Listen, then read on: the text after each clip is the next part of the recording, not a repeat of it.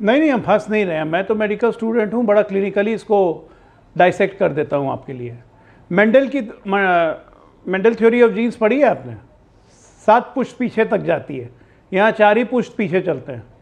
नेहरू जी से शुरू करते हैं। पहला सरेंडर मुस्लिम लीग के सामने सरेंडर प्रधानमंत्री बनने की इच्छा में, भारत के 2 टुकड़े, भारत और पाकिस्तान।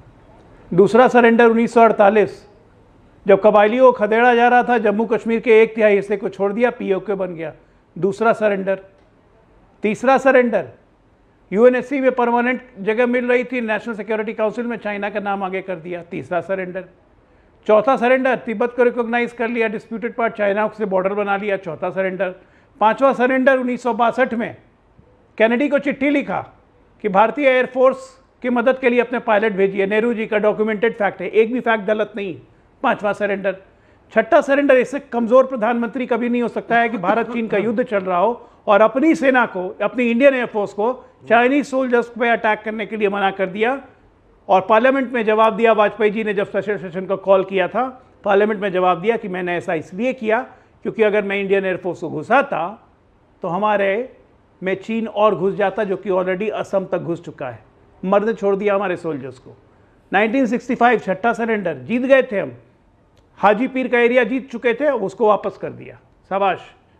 अपने कुछ एरियाज वापस नहीं लिए, ना पीओके लिया। 71 93,000 सैनिक के बदले 54 सैनिक नहीं छुड़ा सके, सुपर। पाकिस्तान के 2 टुकड़े। शिमला समझौता, कोई फर्क नहीं, टोटल सरेंडर। हम ऑलरेडी लाहौर तक घुस चुके थे, हम ऑलरेडी गुजरात के एक जिला भावलपुर को कब्जा कर चुके थे, सब वापस कर दिया। ये हुई दादी। अब आते हैं पुत्र पे, राजीव गांधी। पहला सरेंडर ऑपरेशन ब्लू स्टार के बाद कुछ नहीं, जिस भिंडर वाले को खड़ा किया उसी के लिए आर्मी घुसवा दी। बड़ी खबर आ रही है, जेपी नड्डा ने कहा है कि राहुल ने 140 करोड़ भारतीयों का अपमान किया है। राहुल का सवाल उठाना देशद्रोह से कम नहीं है। तो लंगड़े घोड़े और बारात वाले घोड़ों से आपकी कहानी, दीपक झा आप कांग्रेस की प्रवक्ता हैं, ऑफिशियल, लंगड़े घोड़े और बारात वाले घोड़ों से आपकी कहानी ये सरेंडर के बवंडर तक क्यों जा पहुंची?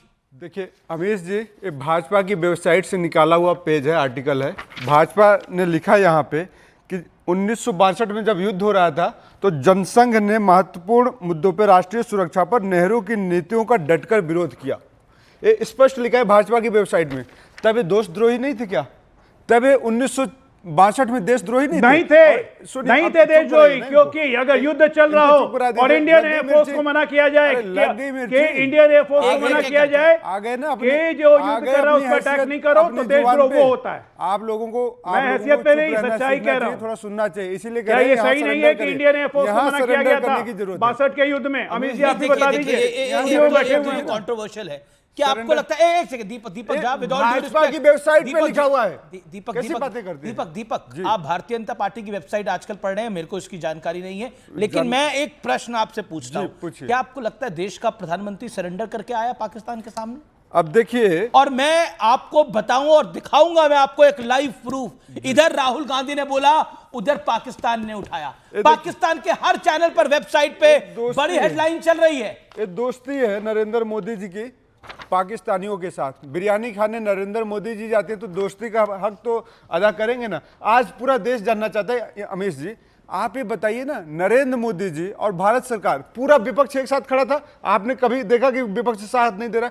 पूरा विपक्ष एक साथ एक सुर में कहा हम सरकार के साथ है। अचानक सेना तैयार होती है, फाइट के लिए तैयार थी सेना, युद्ध कर भी रही है। अचानक दोपहर में खबर आती है, सरेंडर क्यों नरेंद्र मोदी? मेरा प्रश्न यह है, सरेंडर नरेंद्र मोदी देश का अपमान नहीं है। देश का प्रधानमंत्री सरेंडर कर रहा है, मायने समझते हैं इस बात के? आप समझ रहे हैं ना, शब्दों की गंभीरता को समझिए दीपक झा। देखिए बोलना तो नरेंद्र मोदी जी को भी नहीं चाहिए था संसद भवन के अंदर, जब महिलाओं को कहते हैं सुपर। शब्दों की गंभीरता लंगड़े घोड़े को समझ में नहीं आती है। नरेंद्र मोदी जी को भी महिलाओं का, ये बताइए आपके यहाँ तो अब आपके यहाँ तो पार्टी में नेता कार्यकर्ता कम, लंगड़े और बारात वाले घोड़े हैं। आप कौन से? ये राहुल जी ने बोला, मैंने नहीं बोला। बोलते तो आपको भी अमीश भाई बहुत कुछ है। नहीं, मैं पूछ रहा हूं अब कौन सा घोड़ा है भाई? अब बोले, सुने तो दीजिए, बोलने दीजिए 2 सेकंड।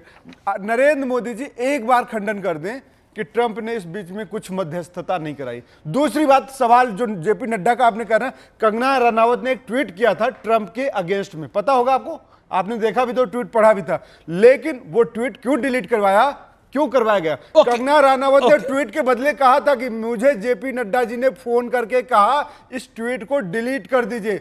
एक महिला सांसद की क्या इतनी हैसियत नहीं होती, वो अपने मन की बात अजय लोग बताइए, जवाब। एक मिनट, ट्रम्प चचा की बात पे इतना यकीन है, लेकिन अपने सेनाध्यक्ष की बात पे चचा तो आप ही कहते थे ना, यकीन नहीं है।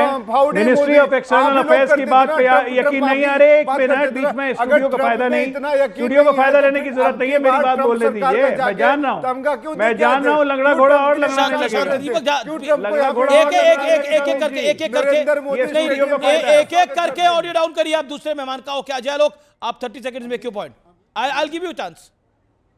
मैं कह रहा हूं कि कर्नल सीडीएस चौहान ने जब कहा, आज भी कहा, कल भी कहा, उस पर यकीन नहीं कि 48 घंटे की जगह 8 घंटे में युद्ध खत्म कर दिया। पाकिस्तान को हमसे भीख मांगनी पड़ी कि युद्ध रोको, डीजीएमओ के तहत, उन पर यकीन नहीं है।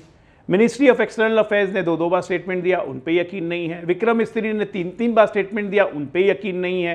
प्रधानमंत्री ने देर राष्ट्र को संबोधन किया, उसके बाद कम से कम 6 बार संबोधन कर चुके हैं, उन पर यकीन नहीं है। किस पे यकीन है बाबू? चाइना पे जी, लेकिन आप खुलासा करिएगा। लेकिन मैं एक क्लिप दिखा रहा हूं, इधर राहुल गांधी ने बोला सरेंडर कर दिया नरेंद्र ने, और उधर हेडलाइन बन गया पाकिस्तान के अंदर। मैं एक क्लिप दिखा रहा हूं पाकिस्तान की, इस पर रिस्पॉन्स दीजिएगा दीपक झा। क्लिप देखिए जरा। ट्रंप के सीज फायर के दावों और वजीर आजम मोदी की खामोशी पर तनकीद तो कर ही रही थी, मगर अब मजाक भी उड़ा रही है। कांग्रेस ने ऑफिशियल एक्स हैंडल से एक तस्वीर शेयर की है जिसमें ट्रंप फोन पर बात करते हुए कह रहे हैं नरेंद्र सरेंडर, तो वजीर आजम मोदी जवाब देते हैं जी हुजूर। और यही बात करते हुए कांग्रेस रहनुमा और भारतीय अपोजिशन लीडर राहुल गांधी भी वजीर आजम मोदी का मजाक उड़ा रहे हैं।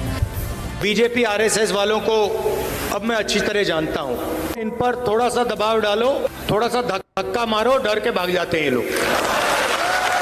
जैसे उधर से ट्रंप ने एक इशारा किया, फोन उठाया, नरेंद्र सरेंडर।